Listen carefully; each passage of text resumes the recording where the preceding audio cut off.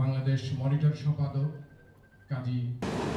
আমাদের এই বাংলাদেশের চারপাশে যে রাষ্ট্রগুলো আছে, সার্ক কান্ট্রিগুলো আছে, সেগুলোর দিকে যদি আমরা তাকাই, তারা এই ইন্ডাস্ট্রিকে পুঁজি করে আজকে মাথা উঁচু করে দাঁড়িয়েছে।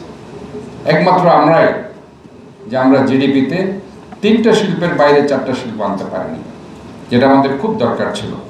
যেদিন আমরা পর্যটন একটা আলাদা মিনিস্ট্রি করতে পারবো, দেখবেন পর্যটন শিল্প দাঁড়িয়ে গেছে।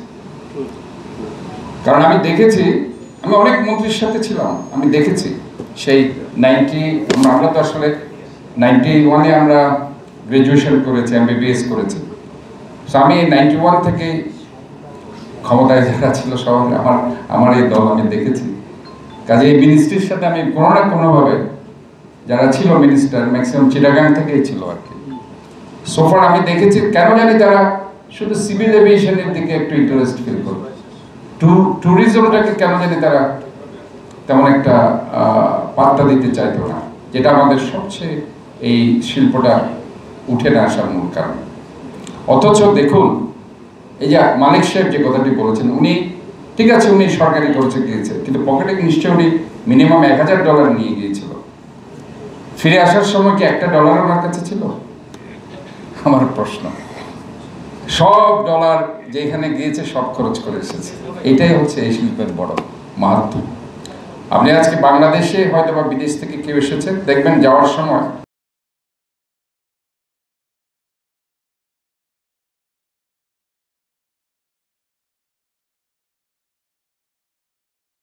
আপনার পকেটে কিন্তু টাকা থাকবে। তাহলে এখানে হয়েছে কি, এই যে $1000 মিনস বাংলাদেশের 1,20,000 30,000, এখন 1.5 লাখ টাকা।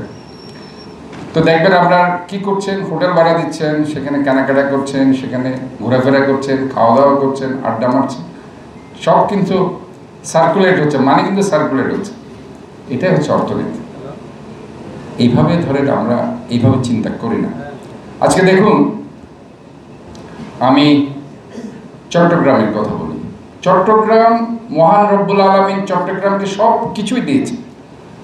একদিকে পাহাড়, একদিকে সমুদ্র, নদী, মানুষের, চট্টগ্রামের মানুষের মনটাও অনেক বড়, আতিথেয়তা পড়ে। কাজে সব মিলিয়ে কিন্তু চট্টগ্রাম অনেক সমৃদ্ধশালী। আমাদের এখানে রাঙ্গামাটি আছে, আমাদের এখানে বান্দরবান আছে, আমাদের এখানে খাগড়াছড়ি আছে, আমাদের এই গেট দিয়ে কক্সবাজার যেতে হয়। তাহলে আমরা কত ভাগ্যবান, কিন্তু আমরা এই শিল্পটাকে আমরা পুঁজি করতে পারছি না। আমাদের এখানে পতেঙ্গা আছে, আমাদের ট্যুরিস্ট পুলিশের এসপি সাহেব বলেছেন, রিসেন্টলি একটা কমিটি করা হয়েছে, যেটা আমি চেয়ারম্যান পতেঙ্গা ম্যানেজমেন্ট কমিটির, এবং সেখানে ডিসি আছেন, সিডিএর চেয়ারম্যান আছেন। একসময় সেখানে কোনো মেয়েদের বাথরুম ছিল, আমরা সেখানে বাথরুম করে দিয়েছি। এই যে ট্যুরিস্ট পুলিশকে কিন্তু এঙ্গেজ করা হয়নি, আমরা সেটা এঙ্গেজ করেছি, এবং দেয়ার রিলেটিভস দেয়ার স্প্লেন্ডেড জব। এবং এই উনি যে কথাটি বলেছেন, ট্যুরিস্ট পুলিশ যদি আমরা এঙ্গেজ করতে না পারি, ফার্স্ট অফ অল আমার ট্যুরিস্টদেরকেও নিরাপত্তা দিতে হবে। Safety security is very important. আমি যতক্ষণ না আমার ট্যুরিস্টদের সেফটি সিকিউরিটি দিতে পারবো না, একজন ভদ্রলোক ওনার গাড়ি নিয়ে কর্ণফুলী ব্রিজ থেকে কক্সবাজার যাবে, সেখানে যদি পথে কোনো ছিনতাইকারী তার কাছ থেকে মাঝপথে গাড়িটা ধরে সব যদি নিয়ে নেয়, ওই ভদ্রলোক কি আর যাবে?